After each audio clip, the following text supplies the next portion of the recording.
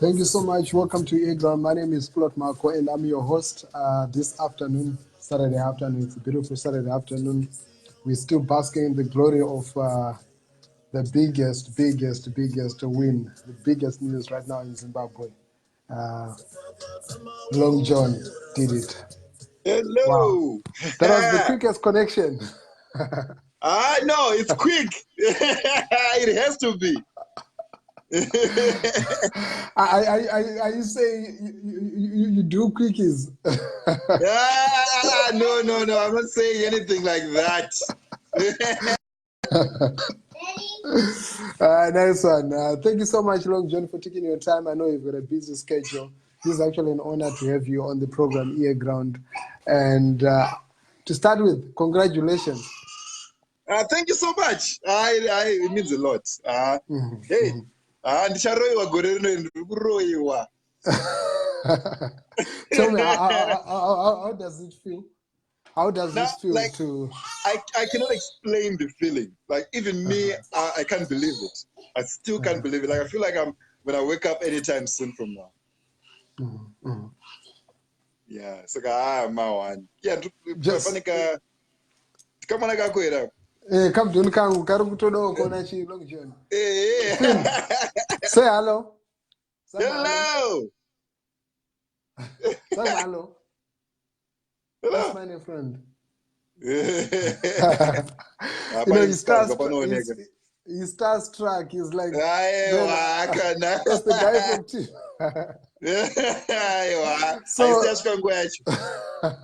But definitely one day he's going to be talking about it and say, you know what?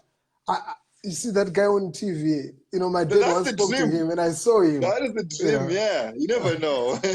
Cool. Let's take it up, from the top or from down. I don't know which one you prefer. Anyway, okay, cool. Your journey into comedy. Tell us from your beginning, where you grew up and your first entry into the comedy circuit. So with me, I fell in love with comedy when I was like very young. I think that age is this age, yes, somewhere there. Yeah, because I remember this other day my grandfather came home from work with a black and white TV, right? Yes. And we used to watch wrestling and and some other stuff, Chinese movies there. So this other day, my grandfather was stressing on what we're going to eat that night. Like, he was stressing on paying school fees and everything. He was stressed, I could tell. And then he turned on the TV and he started watching comedy on TV. Then he started laughing. So as a kid, I didn't know what was going on. What's this? This guy was stressed now. Now he's laughing. Like, he was sad. And then he started laughing like he forgot what was happening. So I just fell in love with that. Like, I told myself I want to be able to make people feel that same way. So that's how I fell in love with comedy. Wow. And who were your biggest influences, growing up? The first guys that really gave you... So it was both. So it was both local comedy and international comedy. So local was Mukadota. Mukadota was like, oh man, Mukadota. And then there was, those are the days of Gringo. No, actually, it was the days of Mukadota. happening those days. Paraffin, yes, Paraffin. Paraffin. Those were the days. And I was like, it was funny. I have no idea. I was loving it. And then there was international comedy also. My grandparents used to watch Bill Cosby Show and Family Matters a lot. So, did you understand what was being talked about? I mean, what the conversations were? Because there were no. moments where people would just laugh and... I was just... No, the thing is, I wasn't even watching comedy on TV. I was looking at everyone laughing like, how is that person doing that? Like, I was so amazed. You have no idea. Wow. So I started mimicking them, right? I started, they're copying how they're doing. Even in school, I started doing the same thing, copying. And my grandparents knew that. They're like, huh? It kind of like changed the way I looked at things. Like I would make fun of anything. I'd make fun of my grandparents sometimes. So I just fell in love with that feeling of making someone laugh. You understand? So and take us through your first... Yeah, okay, cool. Yeah, I'm listening. So after that, let's say in high school, I was known for just making people laugh. I used to do impressions of teachers, write. So you were the naughty speeches. kid in school? I was the naughty kid. I would make fun of someone till they cry. Like that was me. Every time I was that guy that would write something on the board and say and blame on something and someone else. Were you also the guy who would write stuff like in the toilet, after pissing? That was me. So if you see any toilet in Zimbabwe, if there's something funny, it might be me. You never know. So they should actually take pictures, a selfie with the writings and say, this is the closest I've come to no long journey. Exactly. So I was that kid. I used to make fun of people. I used to mimic teachers and stuff like that. And then, but in school, I wasn't that good. You see, I was really bad.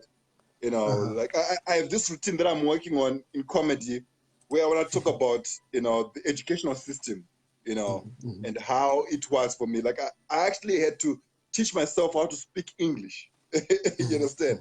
Wow. I actually had to teach myself to actually write, to read and write. You understand? Wow. But I went to school from grade 1 up to Form 4, and I didn't know how to read and write. You understand? The only thing I knew was to make people laugh.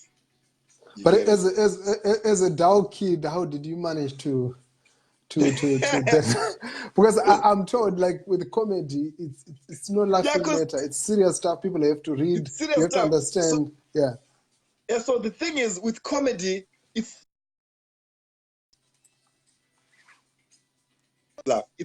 serious business. You understand? So it kind of like taught me how I found myself with comedy. Like it taught me how to read and write. Like everything that I do, research and everything. Now I'm reading books. Now I'm even writing scripts and stuff like that because of comedy.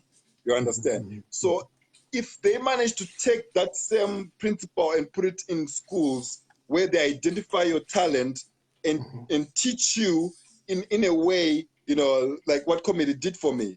Like I'm telling you, we'll go far. We'll go far as Africa and the world. You understand?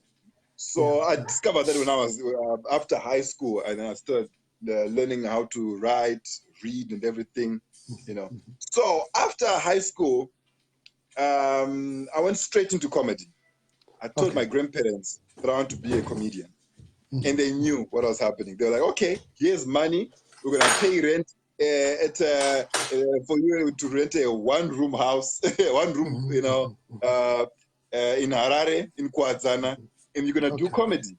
They sacrificed. They're like, "No, we believe in you. Go to Harare, try it out." Wow. So I traveled to Harare. Yeah, it was like that. So I traveled to Harare. I contacted Simca Comedy on Facebook. They gave me a 5-minute spot at Book Cafe. And tell us about that experience at Book Cafe, your first appearance on stage. Did people laugh? I was booed. I was booed off stage. It was bad. It was so bad. A guy threw a chair on stage. Like, I got my one. And because it was different now. thing with comedy and jokes is what's funny in America, in Chimanimani might not be funny in Harare. You understand? So I was the funniest in Chimanimani. Oh, you. But your jokes were not appealing to Hararians. And then I went on stage.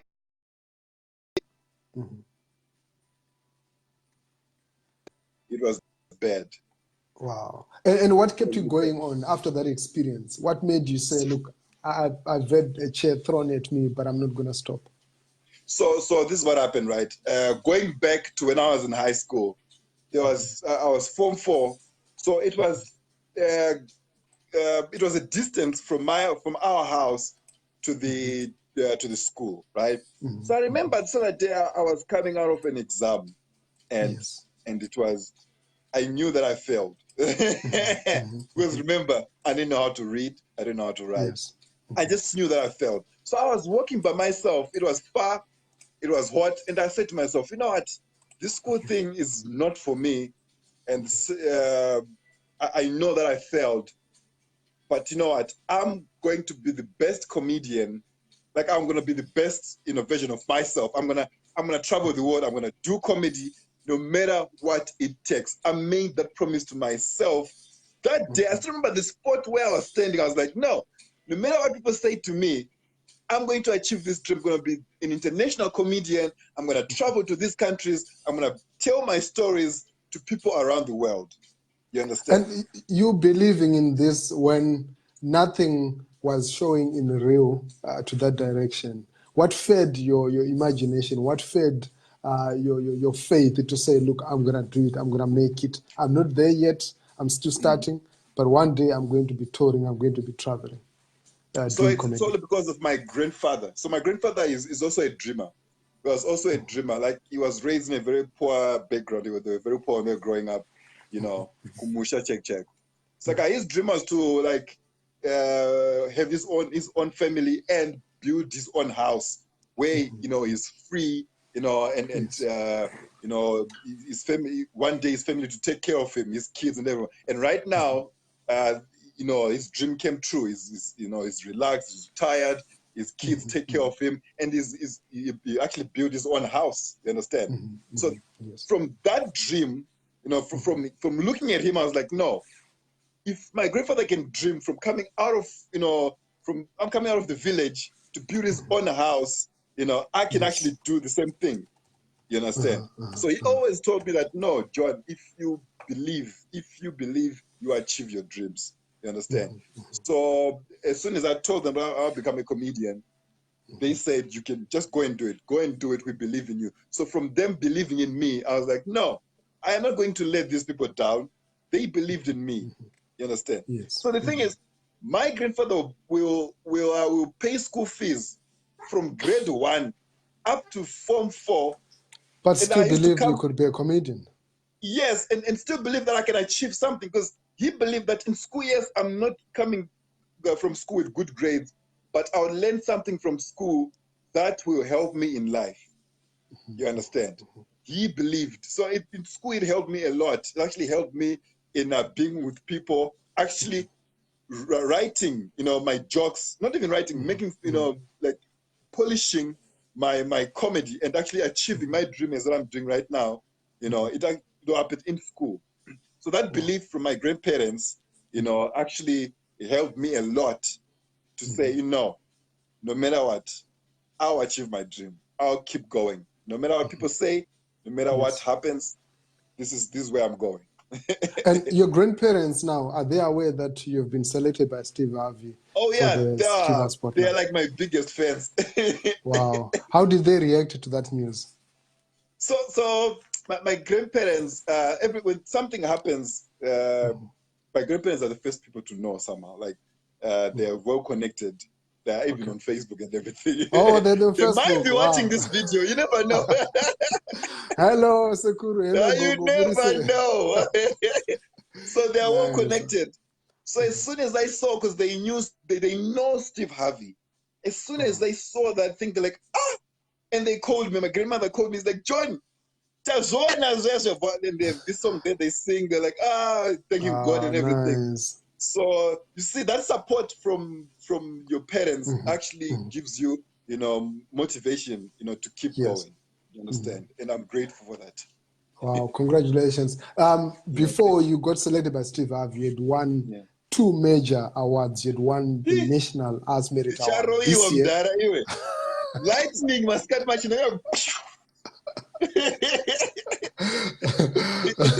Are you bribing these people? You want the number, you want the Savannah because Pan-African Comic of the Year. How has it been? It's a roller coaster, 2019 for you. 2019 is like just something else. Like I never thought this would happen for me this year. I dreamed of it, maybe years to come, but for it to happen now, now God works in mysterious ways, man. It's just amazing.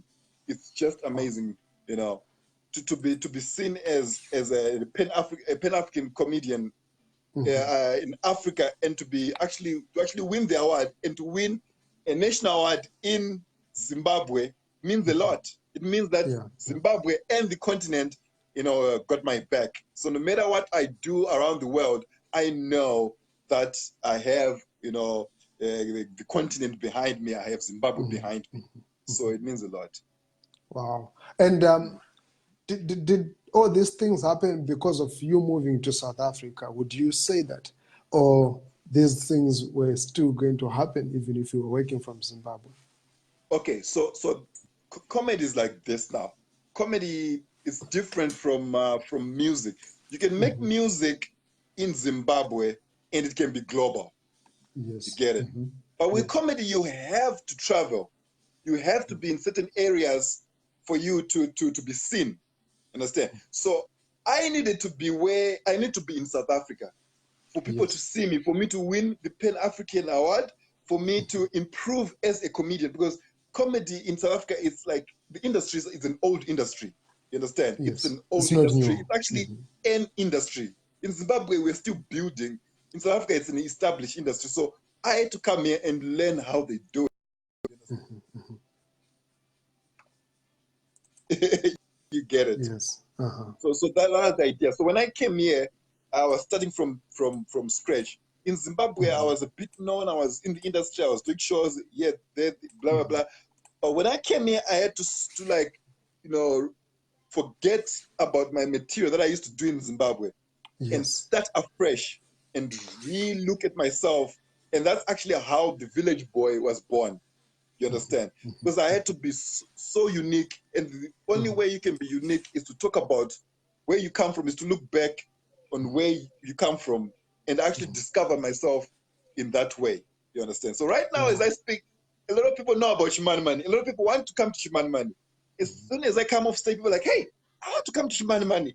I want to. So you see, that way, I'm actually selling my village, my country, in a way, that is funny. You understand? Let's talk about you, the Village Boy, and where you come from a bit. You're coming from Chimanimani, and this year, Chimanimani is struck by an unimaginable disaster. You have friends, you have relatives, you have family there in Chimanimani. You are in South Africa. How did you receive the message? How did you hold up during this time when Cyclone Idai was ravaging a community that you grew up, a community that raised you? Yeah, it was. So I remember this day. I was in Cape Town. I was doing a show at Cape Town Comedy Club. I was performing at Cape Town Comedy Club, and then I saw the news on my phone, on Facebook. But the thing is, in Chimanimani, we always had cyclones, right? With Cyclone Elin, there's another cyclone that happened, but it wasn't as big as this one. So with and then and then I see the videos and the photos online. I'm like, right? Try calling my grandparents, nothing is going through my phones, everything is silent. And I'm now seeing the news on SABC, on BBC. I'm like, oh, what's going on here? So I was like, I can't even explain the feeling. Like I was, are my grandparents okay? What's happening?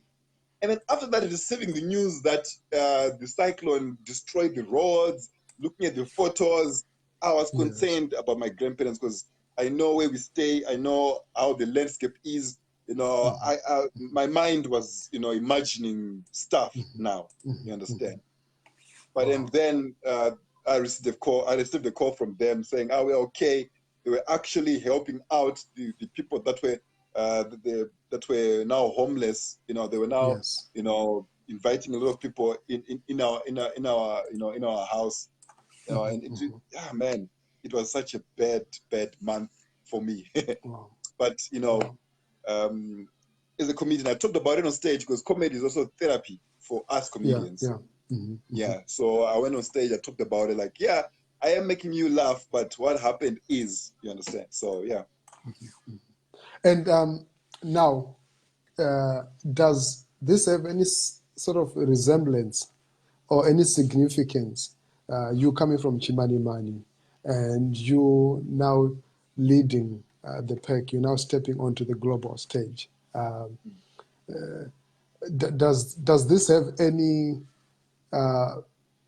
sort of significance to you to say, okay, I could have come from another place, but with all that has been happening, now I am there and I'm getting there. I'm coming from Chimanimani. Yeah. The thing is, you can come from anywhere, actually, in Zimbabwe. As long as you know your story, as long as you know where you come from, as long as you're true to where you're coming from, you understand? Never be ashamed about where you come from. We can come from anywhere. Like, it doesn't matter. As long as you're honest where you come from, it will translate and people will relate to that. And you actually discover yourself as a person. And what happens when you discover yourself as a person? Great things happen to you. Great thing happens to you because now you know yourself, you know what you want, you know your point of view, you know things. So if as an artist, it translates into your art. You understand? Your art matures somehow. Like like right now I have a show called The Village Boy. In this show I talk about a lot of things. I talk about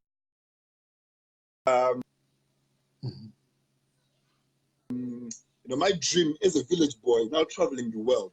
I kind of like inspire people with my story. You understand? So yes, you can come from anywhere, but as long as you're true to yourself, understand, you can achieve anything. Great. This year you've been traversing the world. You've traveled, you've performed in UK, you've performed in Kenya, you've performed in SA, in Zimbabwe. You've been moving all over. Now, tell me, from this experience that you've had, what has it done to you as an artist? So traveling is so amazing because it actually opens your mind somehow. Because when you're in one place as an artist, you just like, I don't know, like your mind is closed. Like you don't experience enough things for you to talk about it. You understand? Yes. So traveling to Kenya, Uganda, Rwanda, Tanzania, all of those places opened my mind to see that no, Africa is actually a big place. It's big. And there's a lot of different cultures, a lot of different beautiful cultures. And you learn things here, you meet people, you expand your knowledge, you understand? So it also translates into your art also. I talk about how my travels, I talk about people that I've met, things that I've learned, you understand? So if you travel like that, and now, let's say I go to America, I can actually represent my continent well because I have traveled around and I know what's happening around, the continent. Because, Africans, I don't want to sound bad, but Africans, we are so ignorant about Africa. We know more about other countries. Exactly. About but European our own countries, Africa, America. No. Exactly. Like right now, if I ask you, if I just say Somalia, what are you thinking? Hunger, blah, blah, blah. But no, if you go to Somalia, you might see, no, it might be actually different.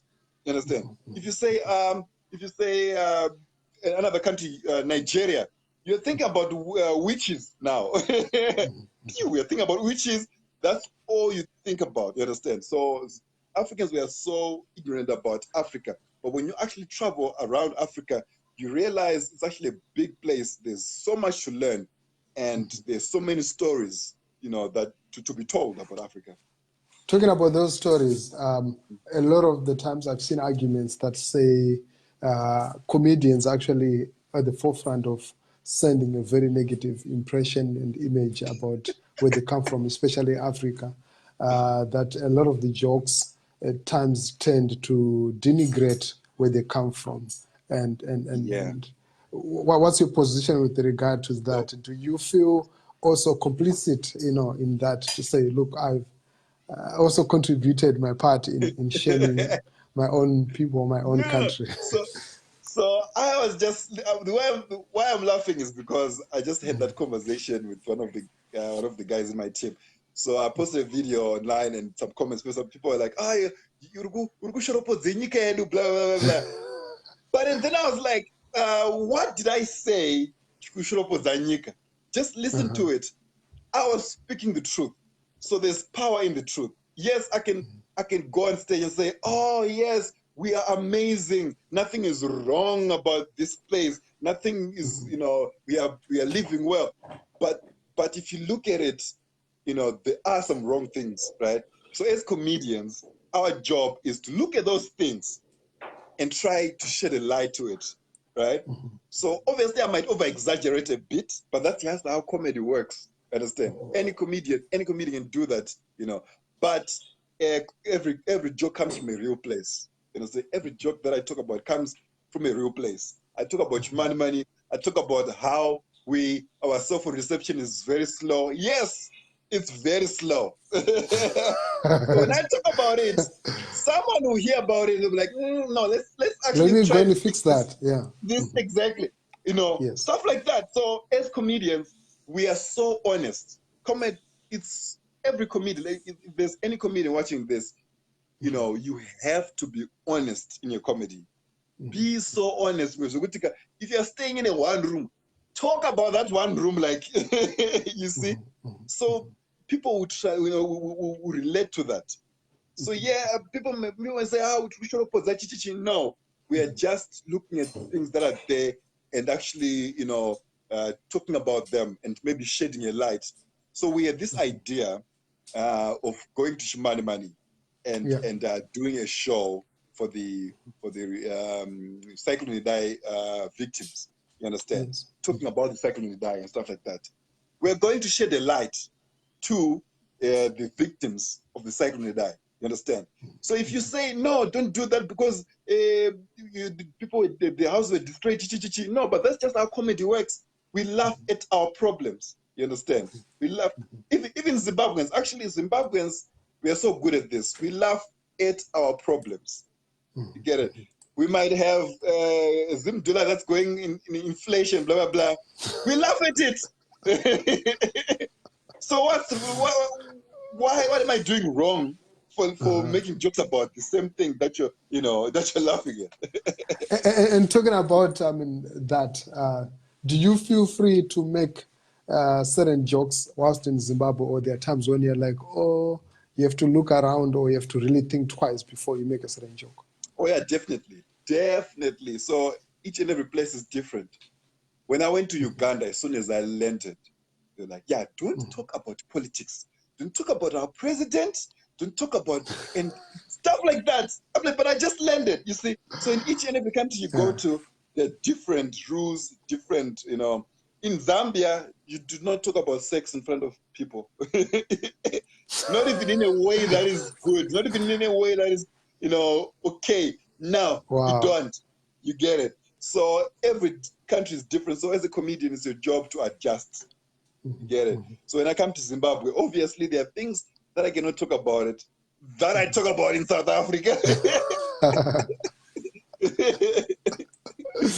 Nice one.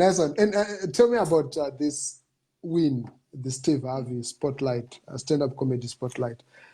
What does this mean? What is going to happen? Are you going to be traveling to the States? Are you going to be performing with him? What exactly does it mean to us Okay, so as so the Zimbabwe? prize, yeah. So right now I cannot really tell you what we are planning now, but the prize was they fly us to LA, right? We meet with them, and then they organize a comedy show for the winners, and then a meeting with an agent. So basically, it's like an introduction to the industry. It's like they're giving you keys. Say here are keys to open those doors for you, because the American industry is very closed. It's guarded. Yeah, yeah. So the idea for this show is to give you those keys to open those doors for you. So if I go to America, at least I'm not just going. I'm not just going. I have somewhere to start. You get it. So yes, there is a bit of money, just a little, but it's not about the money. I'm not really looking at the money. I'm looking Yes. at the let's just say what are the keys, what is giving us to open these doors. You understand?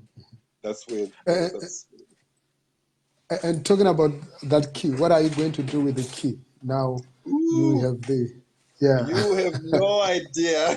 Yeah.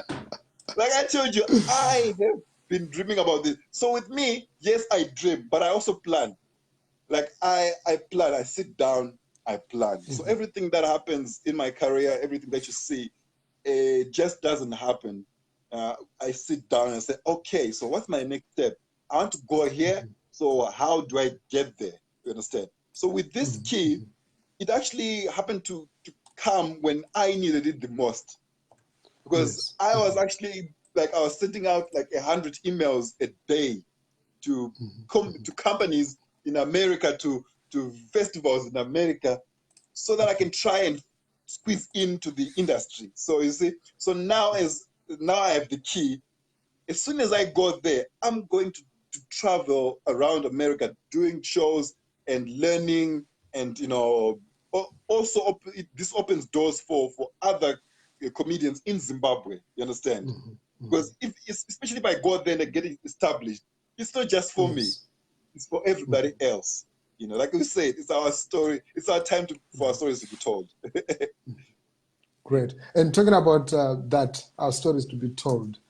This is a big win, and I think I was just thinking aloud yesterday, saying it's not only a win for Long John, but it's also a major win for Zimbabwe, especially at a time like this when you're going through some difficult economic challenges, and young people need as much inspiration as possible, and you are an inspiration. And I was just looking at where you are there in South Africa, and Minister of the Arts, Sports and Culture, Minister Natim Tetkwa, that he is quick to respond. He's very active when it Super comes quick. to. He's Yeah. super quick. Shoma Josie is on the Kelly Clarkson show. He's quick to respond. Anything that is positive that happens within the arts sector, even if somebody dies, he's very, quick to respond.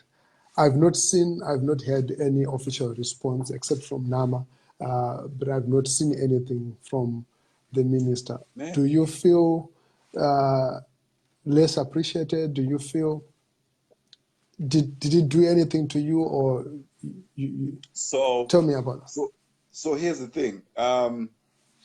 Especially after winning this thing, this is the People's Choice Award, right? So even if I don't get like any response from the big guys, like I was just saying, it doesn't matter. It doesn't really matter, because at least I have people like you and people behind me that were voting. You understand? Because what they don't understand is there's so much power in the arts industry.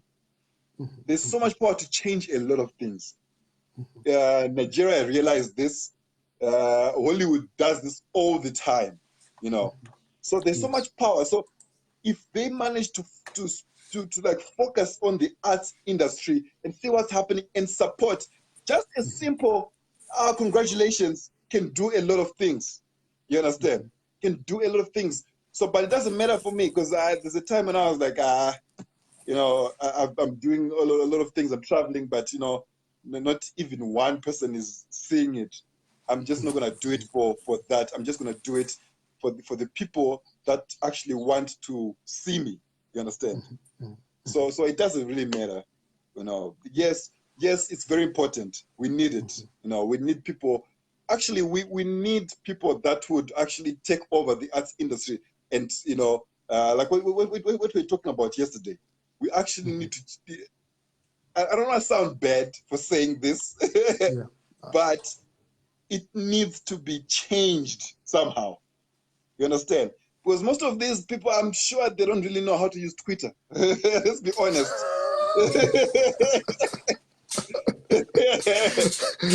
So we're actually expecting too much from them. We are expecting too much, so it's hard for them to adjust. So we need a proper reshuffle. It needs to go to the young people because we are the next generation. You understand? It needs to be handed up.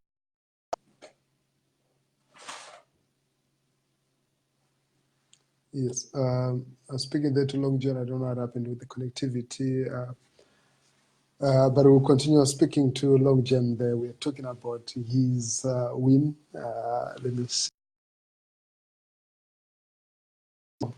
So yeah, thank you so much to everybody who's watching. It's great that you guys are watching and supporting what we are doing. I'm going to try and re-add Long John so that we continue with the last part of the conversation.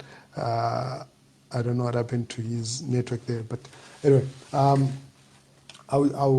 hang in for a bit. Long John has been talking about quite a lot of interesting things. He's talking about his win. He's talking about his thought, his feeling. I'm going to try and bring him back. And thanks to each one of you guys that are watching. Feel free to drop in your comments, your congratulatory messages to Long John, anything that you feel you'd want to pass on. And Tonga Mbizo, I see you. Thank you so much. And Wodana Maroye, Vapinda busy. And Cassandra, she says, I'm so excited for you. And also, there's quite a lot of support and love that's coming from around the world. Ziggy Peru says, Plot Marco, you're doing a great job and congratulations from Scotland. Thank you so much, Ziggy. I mean, it's quite encouraging. This is the energy, this is the fuel that we need to keep going and keep doing what we're doing. I'm going to try and re-add Long John there. It seems he's not reachable now, but I'm going to keep trying.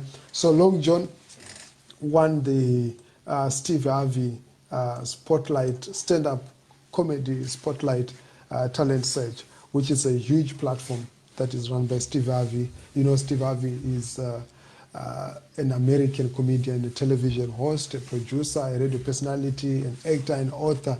He hosts the Steve Harvey Show and the Family Feud, Celebrity Family Feud, the Miss Universe pageant that he was hosted before, and he has been also in one film that inspired me so much.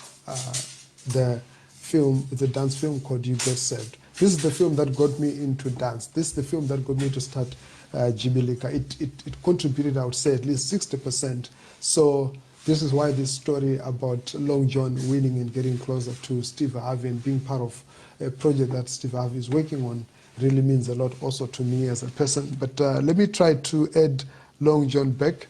Apparently, I'm not able to bring him back at the moment, but I'll read a couple of comments. But in the meantime, I will just sample the song that was done by Mambo Duterere, and it's a remix done by DJ Tamuka.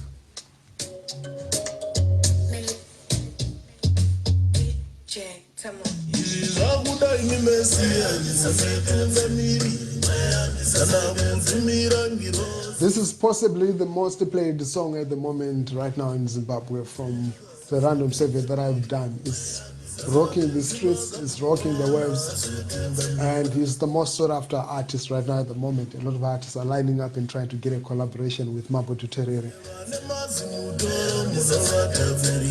His collaboration with Sir Carlos Tawanda Manye is doing the magic, is doing the most.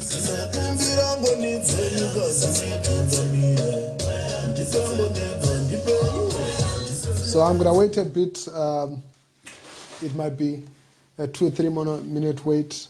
Possibly Long John's phone has gone flat, but I'm going to wait a bit and try to bring him back on the screen so that we can continue with the conversation, just the last 5 minutes of the conversation, and then we end. Thank you so much for tuning in. And later tonight, I'm speaking to a Nigerian music star. His name is Ricky Asani. He's one of the big artists coming from Nigeria at the moment. And I'll be connecting to him. Why? Because we need also to tap into those that are doing it well and an industry that is vibrant, that is working, and understand what is it that they're doing right and how they're doing it, so that we will be able also to learn and also to share experiences and be able to plug in the local artists. Earground, New Voices Amplified. We continue to amplify.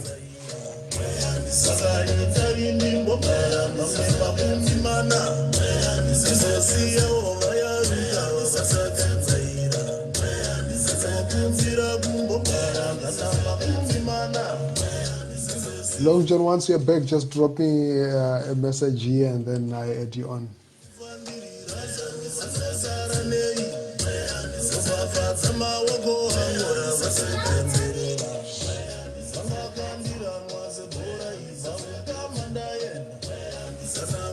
It's still a bit of a struggle to bring him on, but let's see how this works out.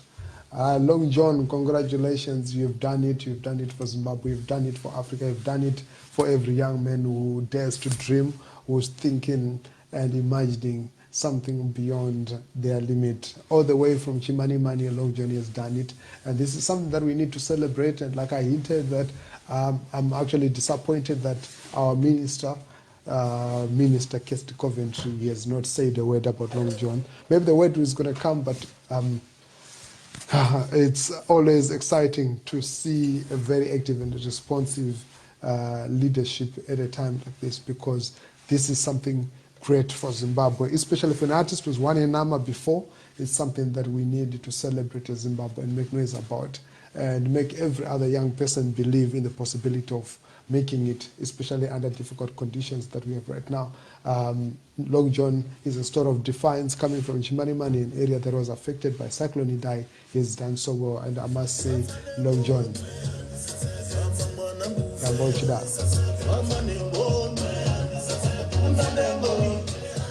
So apparently, I think I'm not able to add them back, but I think we've had a very good conversation, quite exciting a conversation. We talked about quite a lot of things, and I left out 1 or 2, 3 things that I was about to ask. But I think definitely what we've heard so far must be able to give a perspective to those that are watching to know more about Long John. And drop in your comments, drop in your suggestions. Every Wednesday, 9 p.m. Central African time, we are starting a new program called Reading Culture. And on this program, we're going to be doing book reading, just to cultivate the reading culture. The program will be hosted by poet Itai Sekeremo, where you'll be reading a book. I'm going to announce later tomorrow which book that is going to be starting on, and is going to do that. And a whole lot of new programs that we're going to be announcing soon. Earground is now officially on the ground in Zimbabwe, and we started last week the a live stream and interviews from the Hustlers Market hosted by Motor Republic. And last night, the team was at an event, a concert that was done by Tammy, and later on today I'll be showing you some of the footage from there. And thank you so much. I really appreciate tongue twister there. So yeah, Learnmore is back. Let's do it. And he's back. Let's see. So Long John is back, and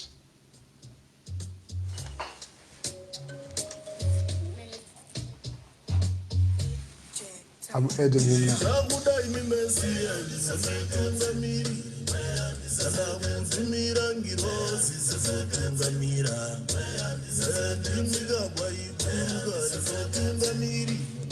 Okay, let me request again. It's coming.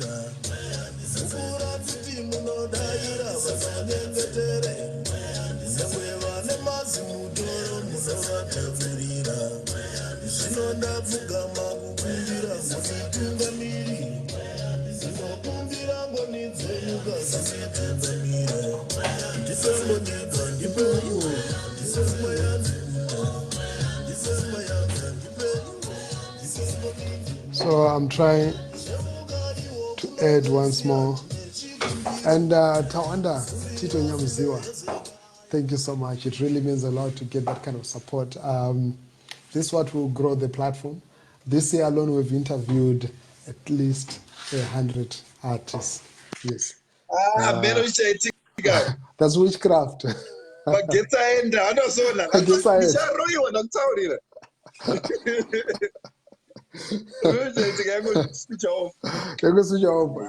as Chimanimani mune varo historic, is that true? Have you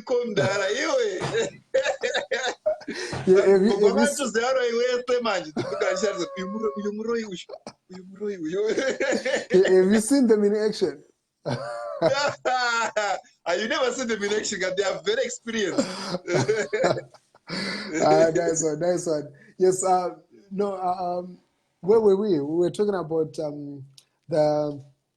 the significance of this award and what's going to happen. You'd explain that. And what's next, Long John, in the next 5 years? You're talking about your vision. There's a lot to plan in motion right now. So one of my biggest goals right now is to put that show, The Village Boy, on Netflix. And we're gonna do it. Like this is going to happen. So like I said, this Steve Harvey win actually came at the right time, because now I do have the media's attention. Even wow. Yeah. We're gonna do The Village Boy, Netflix. We're gonna do a lot of festivals around the world, like those big festivals like Edinburgh Fringe Festival. I'm actually gonna do it next year, Edinburgh Fringe Festival in England. I'm gonna do Just for Laughs in Canada. I'm hopefully I'll do the Melbourne Fringe Festival also in Australia. But I just want to travel around the world, and just bring laughter to people around the world. You understand? So, and also we are planning on doing short films. You understand? So instead of going to Hollywood and just try and find work in Hollywood, we're gonna try and create our own Hollywood here in Africa. You get it? Yeah, I know right now the economic situation is bad, but we're just gonna do it. Doesn't matter. We're just gonna move forward. So hopefully we'll have a proper industry. Great. And looking back to where you started, Simuka Comedy, right now there's a new crop of comedians that are there. We see Mandla is there. We see Ska, that guy is there. There's a new crop of comedians. What's your take? How do you feel? What does that mean to you, seeing a new generation of comedians and seeing also the consistency and the push that Doc Vikela and other comedians have done, Shoko Festival has done, Bus Stop TV? Yes, definitely. So it's amazing. You have no idea, because when I started comedy, Simka Comedy was already there. It was already there, but the only thing is the comedians were not a lot. You understand? So it was hard to rotate comedians, so it was always the same comedians. You see the same comedians every month, the same comedians. So now to see that there's a lot of new comedians coming up, and it means it's a sign that the industry is growing. There's so much potential for this industry. Remember that time when it was the dancehall era? Yes. So the comedy era is coming. You see, the comedy era is definitely coming. And the great thing about the comedy era is it can become so international. You get it? Anybody can watch, anybody can understand what's happening. So yeah, I'm very excited about the Zim comedy industry. It's especially with what Simka Comedy is doing now. It really makes sense. So you can safely confirm that now we have entered into the comedy era. Yep, we have entered into the comedy era. Definitely. It's a great time to be a Zimbabwean comedian right now. Like, you have no idea. There's so many stories happening. People are so interested about Zimbabwe. You have no idea. Everywhere I travel, as soon as I say I come from Zimbabwe, they want to know what's happening. They want to know what's going on. What's going on in Zimbabwe? Stuff like that. So it's a great time to be a Zimbabwean comedian right now. Right now, Carl Chonchube is in Mexico. You understand? Yes. You know, that's just tells you a lot about comedy. Right now, Q Dube recently did as Botswana. He's doing great in South Africa. Dov Kenya is about to do Zambia right now. And man, Zimbabwean comedians are taking over. You have no idea. So the best comedians, some of the best comedians in South Africa are Zim comedians. Barry Hilton is a Zim comedian. Wow. Yeah, I mean, I was talking to a John friend, and I was surprised that John Blisma, I mean, these are all Zimbabweans. John Blismas, Barry Hilton, they're all Zimbabweans. Wow. And Trevor Noah, to you, what do you do you draw from Trevor Noah when you look at Trevor? Okay, so Trevor Noah, he managed to just focus on his goal. Like, this guy had a vision from day one. You see, a lot of people may not know this, but Trevor Noah, before he became famous, he used to do a lot of shows in America. He traveled around the world actually to do comedy before he was even famous. So, which tells you that you don't need to be famous now. It takes time. You understand? I actually want to be unknown now, so that I learn. You understand? I have time to learn, just like how Trevor Noah did. So Trevor Noah managed to learn, to accumulate this knowledge, comedy, to find himself, and then when he came out, he was ready. You understand? And when people saw him, they're like, "No, this guy is funny." But what people didn't realize is it just didn't happen like this. He worked his way up to that. So I take that from Trevor Noah. He inspired me actually to say, no, you can come from Soweto and become the one of the biggest comedians in America right now. You know, you can play the Madison Square Garden. You know, so he actually is he doing it today? I don't know. But you see, yes. like, he already did it. It should be last night. He already did it. Yeah. Last night. You see, dreams do come true, man. And if you're willing to work hard enough, if you're willing to work smart and hard enough, man, you accomplish anything. Great. When you get that chance one day to be in the same space with Trevor Noah, what would you say to him? Oh yeah. First of all, I would thank him. I would thank him for showing me that it can be done. You understand? Because when Trevor Noah was not yet the Daily Show host, when he was big in South Africa, people thought he was going to end in South Africa.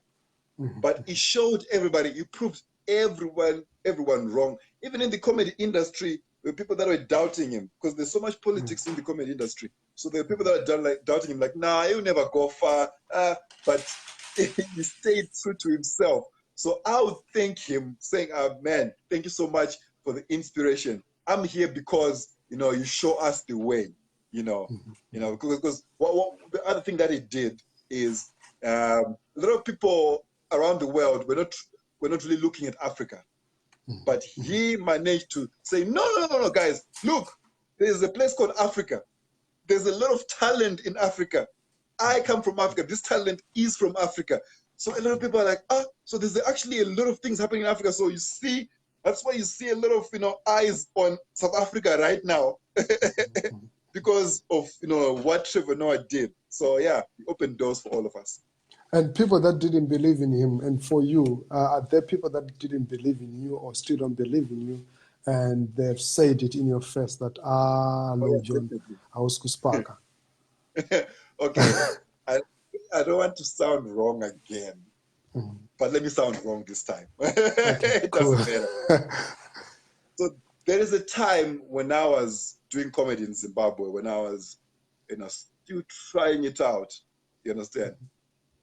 What would happen is I would go to a show, I would perform. After I come off stage, after this whole show, let's say tomorrow, I see a headline in the newspaper saying, Long John disappointed, Long John blah, blah, blah, blah. Dry sex jokes at this show, stuff like that. Stuff like that, you know. So the thing is, these journalists that didn't understand that comedy, you know, it takes time. You know, it takes time for you to build one joke, one funny joke. 5 minutes set would take you a lot of time to actually build it and become funny. So when I was starting out, I was trying it out. I was trying to discover myself. I wasn't even sure. And then seeing a headline saying, "Oh, you're disappointed," it's like it destroys you. You understand? So they didn't understand that. Hopefully, they now understand that. You know, I hope you so. need time. You a belief system. That's what I see. I've lost Long John there. Let me see if I can add him for our last question, and then we continue the conversation. I mean, Long John was talking about his experience that at one time he would perform, and after performance you'd see headlines that were written, Long John dry jokes, Long John disappoints and stuff. But he says none of that ever broke him. None of that ever really. It discouraged him at some point, but it didn't break his drive, his spirit, his resolve. And let me see if I can add Long John there. Am I? There.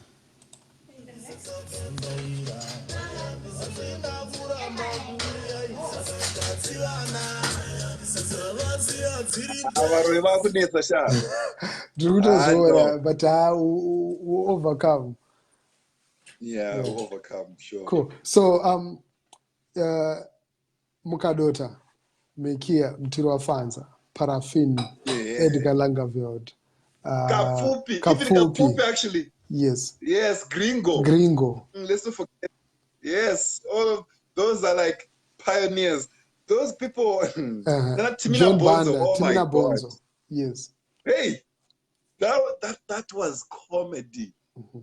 I still watch some of those things because I consider myself as a student of comedy.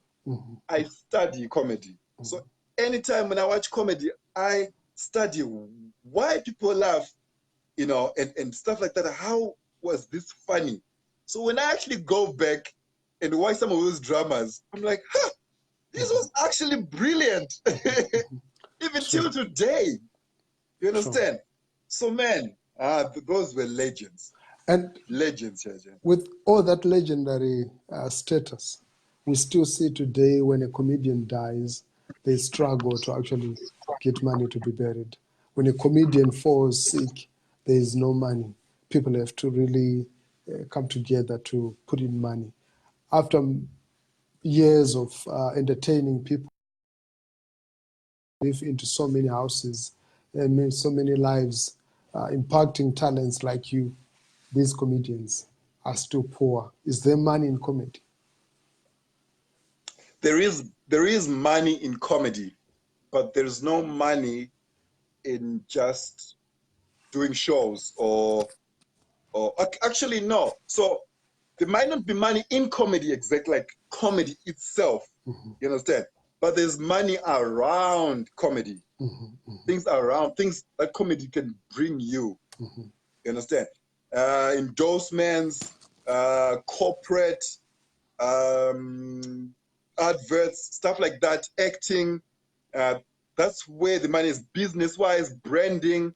You still see. So there's money around comedy. So a lot of comedians don't realize that, you know, when Trevor Noah actually flies from America to South Africa and do a show at the Dome, he loses money from that show.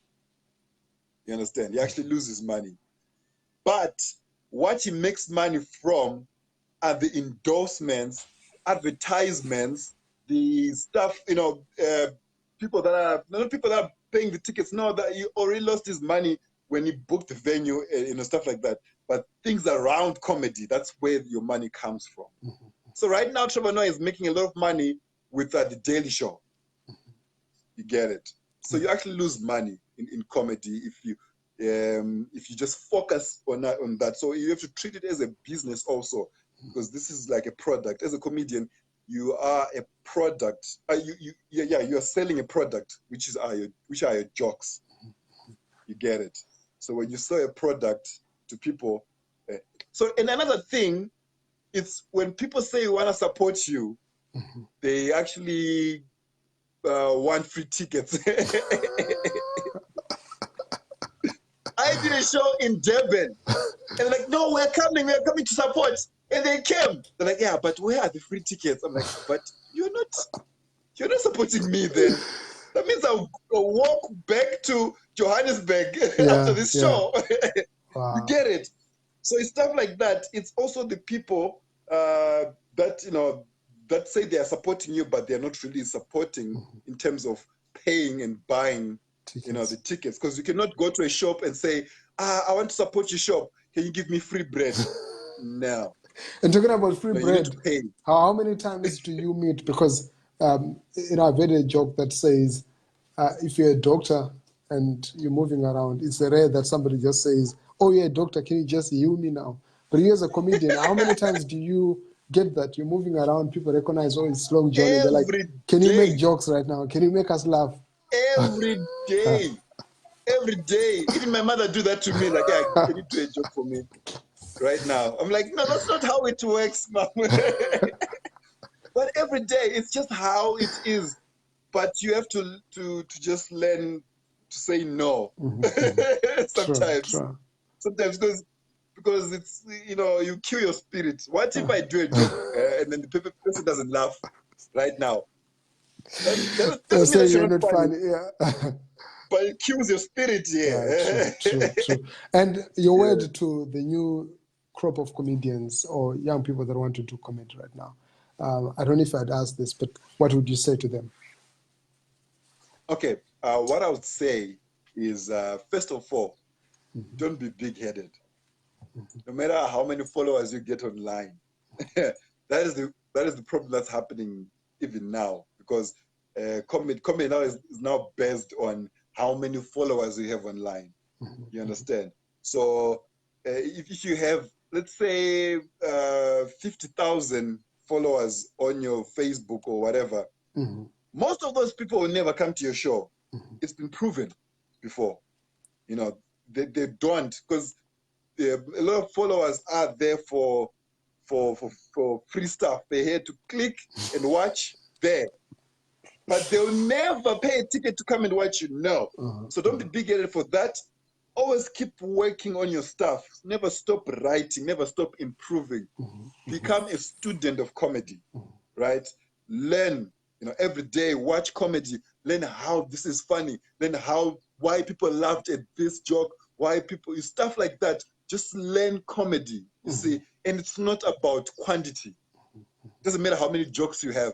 No, it's about quality. If you have 5 minutes and that 5 minutes is quality, that's it right there. You understand? So focus on quality of material and look at yourself for jokes. Don't look at other people like, "Hey, Trevor Noah is talking about Russian people. Let me also have a joke about it." No, it doesn't have anything to do with you. Talk about where you come from as a comedian. You understand? So yeah, that's my advice for now. Great. And the piracy. Are you a victim of also piracy in the comedy scene? That thing, with the internet, it has changed a lot of things. So when you're a comedian, people quickly assume that you should send them, clips of you performing, which is not how it's supposed to be like. Yes, I have clips, but the moment I publish a clip, I just throw away my material, my work. You understand? It's different from music. You can only hear a joke once, and that's it. That's done. It's gone. So if I put it online, it's gone. It's gone. Now I have to think about something else, right? So people get so angry, and I say, guys, I cannot put a lot of work online for you to watch for free. It's my product. Come and watch my show or buy a DVD that I'll produce as a product. You understand? So yeah, piracy is something else, man. Especially online, it's bad. When someone come to your show and record and watch a show while you're recording, like, and then they put it on their page on the robots. Yeah. They're selling your work. Man. Too bad. Exactly. They're like, a special from Long John. Like, but I haven't even done it yet. It's already out. Wow, thank you so much, Long John. It's been an honor to have you on Earground.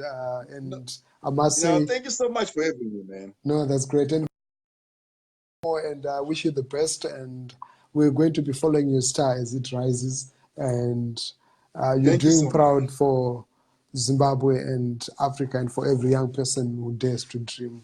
You are a symbol of defiance, and keep doing the amazing work. Yeah. Now we'll keep doing, man. Let's, Pamberine Zimbabwe. Pamberine Zimbabwe, yeah. Ngazviende. Ngazviende. Tiri bomdara. Tinozvida. Kuvundisa vanhu. Thank you so much. Cool, man. Sure. Thank you so much. That was Long John. I was speaking there to Long John, the comedian, and multi-award-winning comedian. Is the Pan-African comedian of the year 2019. Is also the best comedian, outstanding comedian, National Last Merit Award 2019, and is also the winner of the Steve Harvey stand-up spotlight comedy search, and he's doing quite amazing stuff. He's been traversing the world performing his comedy all the way from Chimanimani, and he defied so many odds for him to get where he is now. And he talked about a whole lot of things. His first platform at Simuka Comedy, where somebody threw a chair at him because he was not funny, and he says that didn't even break his spirit. So until next time, Earground, New Voices Amplified. Later tonight, I'll be speaking to a Nigerian superstar. His name is Rika Asani, and we'll be connecting beyond the borders, made possible by music beyond the borders. So we'll be connecting and speaking a bit more into the Niger scene. What is it that they are doing right, and what is it that they are really doing to create a thriving music industry, and also talking a bit about his music. So until next time, New Voices Amplified. Earground. Radio plays the music first.